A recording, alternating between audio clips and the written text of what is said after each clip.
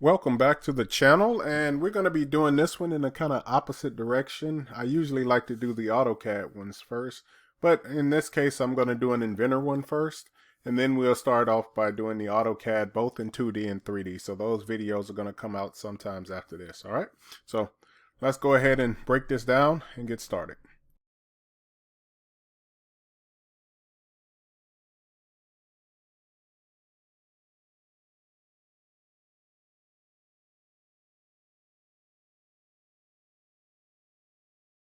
Okay, so before I get started with breaking this down, I want to thank you for subscribing to the channel. We're getting close to, I guess, 2,500 subscribers, which is, I really appreciate it for all the people who are subscribing to the channel and helping me grow. So a special thank you, and especially to the ones who are interacting with me, either it's through the comments or some of the other forms of contact through YouTube here. But thanks, and let's start breaking this down. Okay. Now, when we first look at some of these drawings, I like to kind of make sure I got all aspects of this thing covered, and most of this stuff makes sense to me.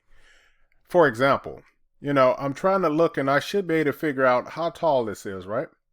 And this is easy enough to figure out how tall this is and how far it is going this direction. Numbers should be straightforward to you. If we have a 60 here and we have a 20 here, so this number here should be sitting at 40. And then if we wanted to figure out the other one, it should be our 70 minus the 20. Now, I want to caution you with one thing here. You'll notice that this 70 is a reference dimension, right? So anytime you see something in these parentheses, that just means it's reference. All it's telling you is that you have enough information to verify that that is 70. This is extra, right? So when the manufacturer is building this thing, he's going to look at that. He's not going to hold to this dimension, but this is there for him just to have a quick reference to it. The reason I'm saying that is because you should be able to add this 45 that is sitting here plus this radius of 25. So those two numbers added together should give me a height of 70. So therefore, this number here is reference. If this wasn't reference, you can either make this number a reference or this one. So it can be interchangeable. That's going to be strictly up to you. All right. But now that we know what that is, we should be able to figure out how tall this is, right? So it's simply the 70 minus the 20 should give us a 50.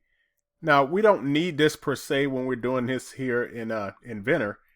But when we come across and look at this in AutoCAD, you will see that it will have some kind of difference to it. We can also see that this number here, that's going to be what, 15 going across. So that makes sense. If we have 100 here, we have 70, two 15s will be 30 plus the 70 should equal 100. So that's all good. Another little thing I can kind of figure out here is that when I'm starting to look at, I guess, this distance here, when I go to place those holes in here, you can see that this number should be these two numbers subtracted from each other. And that's going to be simply what, 15? And likewise, we should also be able to figure out how far it is from here to here. Right? Easy enough for us to do. If we know that this number is 30, and then we have a 20 sitting over here, we do have this number sitting at 10. So we know that these circles are sitting at a height of 10 over it. You can look here at the top view, and I could have put some dimensions on that. When you're first starting off drafting, one thing that you need to remember is that the front view, and what I'm labeling as the front view is going to be this view here, is that it has to be, or should be, I'm trying to think of the right word for it, but it should be your most descriptive view, or your view that shows the most detail, right? So you can see that this view here shows us all of the circles and the holes and things of that nature, but we don't have this radius dimension here, and we can't see it here, so therefore we do need this view. Ideally, what you would like to do is try to create some of this stuff with less views as you can, but you have to include all the views that are necessary. So if I was just to give, a dimension of this isometric and I told you to go ahead and make me a drawing of this, I would expect to see, most of this stuff that I'm showing you, right? Now, once again, we can get away with eliminating this view here because we have all of these dimensions on here. We can tell that this 20 here is actually located at this point here, right? So from here to here is 20. And then this height here is going to give me from here to here, right? That's going to be 20. So we figured out all of that stuff. The 60 is what's sticking out from here to here. So we can do that. And we already figured out where our 70 is. So we could eliminate this view if we didn't want to show that view. We have everything more than enough to create all of our drawing with eliminating that view. So once I get over to doing the drafting portion of this in Inventor, I might actually eliminate that view just to show you that. So keep that in mind, that we have enough views to do this with 2 views, but there is nothing wrong with creating 3 views. All right. All right. Enough of me talking about this. Let's jump over to Inventor. All right. So here in Inventor, all I'm going to do is start with this new icon located here. Should bring up on our dialog box. Remember that I'm in the US one underneath metric. And then I'm going to look for the standard millimeter IPT. I'll select that one and then I'll go ahead and hit create. And depending on how fast or slow your Inventor is, it might take you a second for this to load up, right? And like I said, this always gives me an opportunity to talk to you guys and show you how much I do appreciate you tuning into this channel. Okay, let's go ahead and start off by creating this. And what I like to do is that when I select this start to sketch, I try to figure out how I'm going to create this to where my front view, which is located here on the view cube, is going to be facing that way. So I don't have to do any additional work when I bring this into my drawing. It'll already be drawn to an isometric standard, right? So the way that I'm looking at this, if I can get away with drawing the side view, this should be simple enough for us to do, right? So if I can get away with drawing, you know, this view here, that should make my life really easy. So if I create this, that's going to give me almost all of the stuff that I need to create this. Now, I'm not going to create this total height of this one. And let me go ahead and erase some things here, because what I want to do is that I want to only draw a piece of this. So remember that when I was breaking this down for you, I was kind of concerned with figuring out how tall it is from here going up to here, right? So what I'm telling you is that what's the distance from this line here up to this line? Now, once again, we should be able to calculate that, right? If we refer back to what we did before, remember that we figured out that the distance from here to here is 10, and then we can simply add that distance between here to here. That should give me a height of 25. So when I create this, I know that the height going from here to here is set to 25. And then I'm just kind of writing all of this stuff down. And then I can also figure out, you know, what's the height that goes from here going up. Well, that's given to us at 45, so we don't have to worry about that. So when I create this here in Inventor, I'm not going to make this whole entire part, because remember that this top part is going to be this oval part here at the top. So I'm not going to include this oval part here. There is no need for us to include that here in the beginning. All right, so let's switch back. Okay, so I'll go ahead and select this view here. And like I said, I'm going to go ahead and create these lines, and I'm kind of waiting on my ribbon to change here at the top. So I'll start with the line here, and I'm just going to create this L shape. And what I'm trying to do is purposely stay away from the center point here. And I know you can probably barely see it on my screen, but I'll make sure I show you where it's at. So all I'm doing is creating this shape here. I'm just trying to work around my center point here. All right.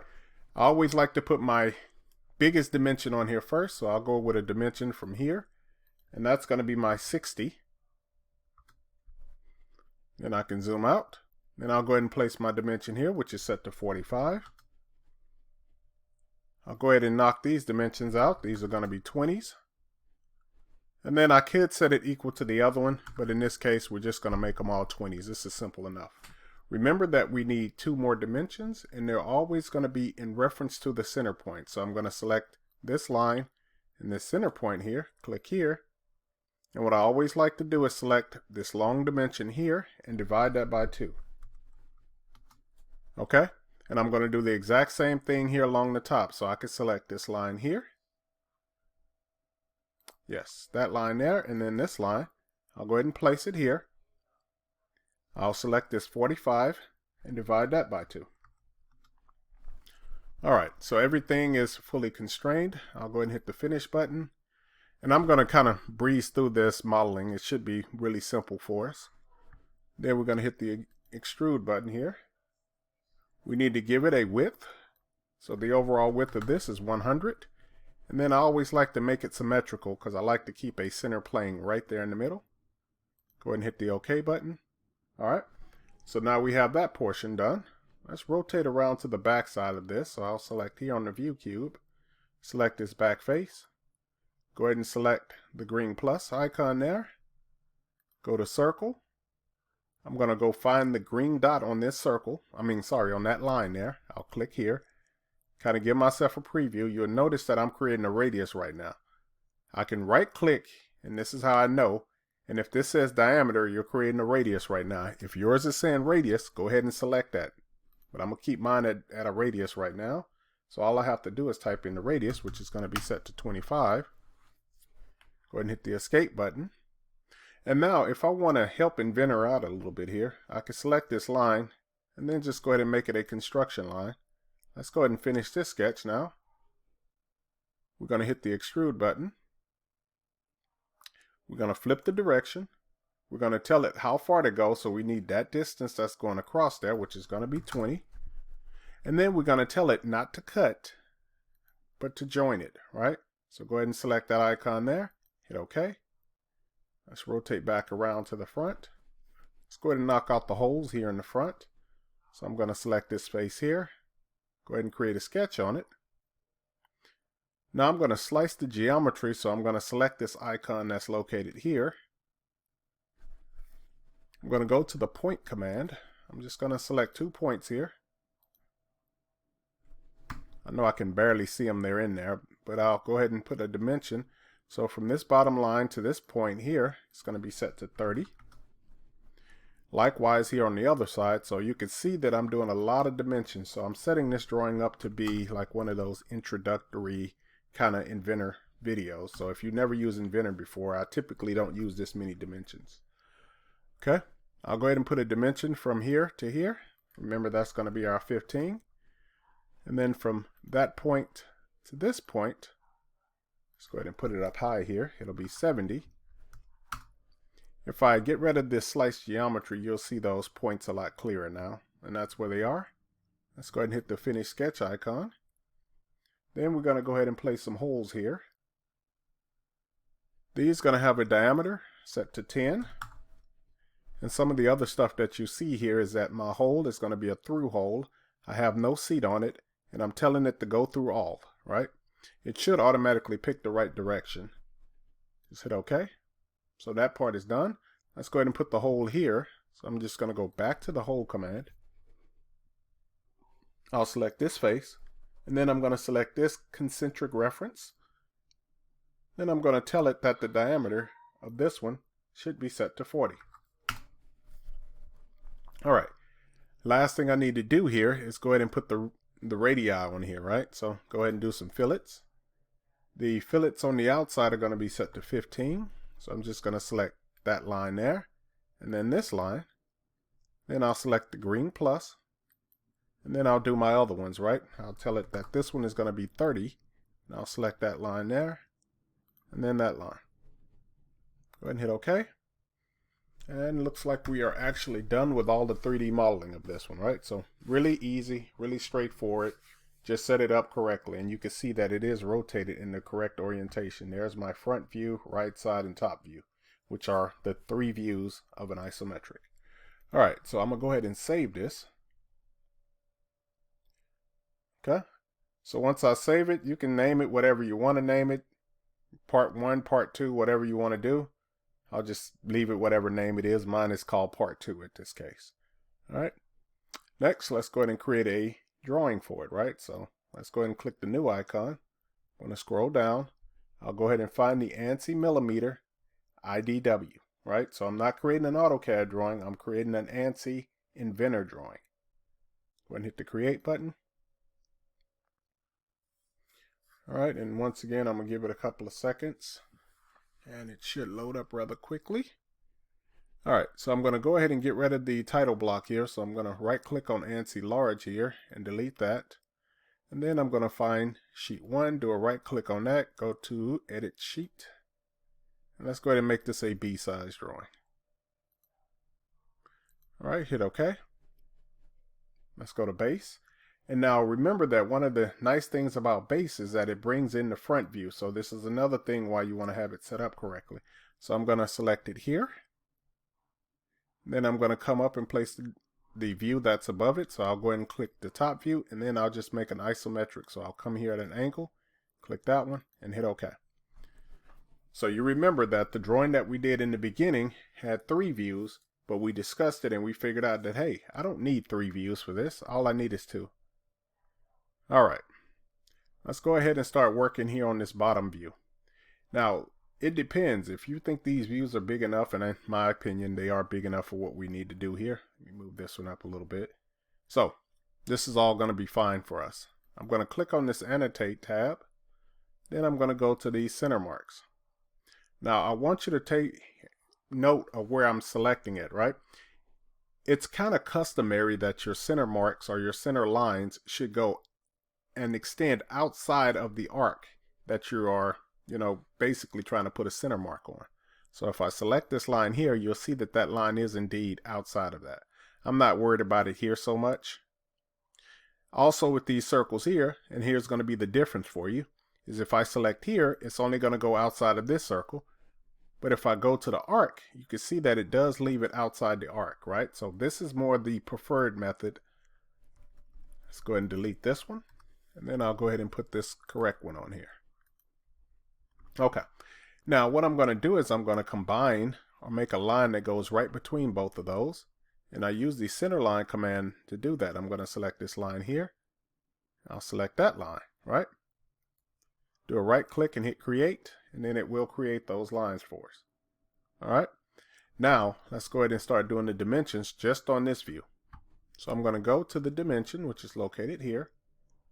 I'll go ahead and place my dimension from here to here. And not right now, I'm not going to worry about the style, right? Well, you know what? I usually like to wait to the end to do this. Let's go ahead and fix it now. So I'm going to leave that style the way it is. I'm going to go ahead and click on manage, go to the style editor. Give it a couple of minutes here for it to load up. And this also gives me another opportunity to thank you for tuning in and helping me get to that 2,500 subscribers, right? Okay, and it should pop up here any minute now. And there it is. Okay, so I'm going to go ahead and locate the dimension one. And the one that I'm going to look for is that since I'm using millimeters, I'm going to find this default millimeter ANSI one. I'm going to go ahead and turn off these trailing zeros, right? So I don't want those trailing zeros to appear. I don't have any angle dimensions on here, but I want those to go away as well. Now this is different from what AutoCAD. Remember that AutoCAD, you have to suppress them, right? So by default, they add them on there and you have the decimal places. Here is about the same thing, except they have them checked as displayed. We have to turn them off, right? There's nothing really underneath the alternate units that you're going to have to worry about. And there's nothing underneath the display that you're typically going to have to worry about. Underneath the text, if you want to adjust the text height and things of that nature, actually that's going to be underneath the display. This is the other one that I am going to have to do some changes to. So I want all of my text to be horizontal, right? So in the horizontal, that one is fine. If it's an angle dimension, keep it horizontal. And if it's a vertical dimension, let's keep that horizontal as well. We don't have any tolerancing. There's no need to deal with any of the options. And underneath the notes, all of this stuff is fine, right? But you do see that you have some options to change how some of this stuff will look. For example, if you want a line going back to the center on your radius dimensions, you do have that option. So you have all of these different ways that you can do things, okay? I'm going to go ahead and hit save and close. And when I do this, you should see that dimension automatically adjust for us. Okay, let's go ahead and finish this dimensioning. So I'm going to go back to this annotation tab. I'm going to click here. And what I like to do is select that line there and then this endpoint. And I'll go ahead and place that dimension here. Remember that we eliminated a view, right? So therefore, I will go ahead and put a dimension from here to here and place it here, right? Because I have to tell it that that's the 20 dimension that we were looking for earlier. Let's go ahead and do the one that's underneath here. Let's go ahead and select that endpoint here and that endpoint. That's going to be our 70. Once again, this is one of those opposite things from AutoCAD. Remember, the last point that you selected kicks it to that side. Here in Inventor, it's going to be the first point. So I want that dimension. If it does kick it to the outside, I want it to be over here. So I'm going to select that endpoint first, and then there. Then I'll place that dimension. Lucky for us, it stayed in between. All right. So once again, I'm going to go with these two endpoints here. And I'm trying to think, is there anything else I need? Let's go ahead and do this and this one. Here's another neat thing that hopefully you are finding out about Inventor, is that it will automatically know that it's supposed to dimension these total holes here as a diameter. And then if it's an arc, it'll do it by a radius. So it has that rule already built in for you. Let's go up here to the top and then start placing some of this stuff, right? Now we do have our overall length and our overall height here. So I'm going to go ahead and click from here to here, because that's the dimension that we did eliminate on that other dimension. So that's going to be our 60, right? We're also going to give it our dimension from here to here. And then we're going to go ahead and put a radial dimension on here from here. Okay. So this is all the dimensions that I need to create this, right? So we were able to get rid of one view. Let's do an escape, and then let's go ahead and do some modifying here. So I'm going to double click this R30. And I'm waiting on a dialog box to appear. I'm going to select the text one. I'll go in front of that, type in a 2x with a space. Go ahead and hit OK on that one. Do the same on this one. So just a 2x and a space. Now I'm using the left arrow to get in front of these. So I'll select here. Once it comes up, you'll see that that dimension is behind it, the little tab here. So use the left arrow, then put 2x and a space, and hit OK. All right. And that looks like everything that we need to create this one, right? So you can see that we were able to eliminate. And if I got this much room on a drawing, what I'll tend to do, let me go ahead and double click on this one, and then I'll kind of make this one a little bit bigger, hopefully not too big. So it's a 2:1. Let's make it a 1.5 and see if that helps us out. Okay. So we can make that a lot bigger. Now we have our drawing here, right? Okay. So hopefully you enjoyed this Inventor example. And like I said before, we're going to start doing some AutoCAD one with this one. And I know some people do like doing the isometric stuff. So we will do that one as well. And that should be coming here, you know, not too long in the distant future from this video, right? So once again, thank you, thank you, thank you. We are super close. Don't cost you anything or hurt you, just hit the subscribe button. I really do appreciate it. And once again, I really do appreciate you helping me make this channel grow. All right. So as always, thank you for watching. Thank you for commenting, and thank you for being along with me. Until the next video.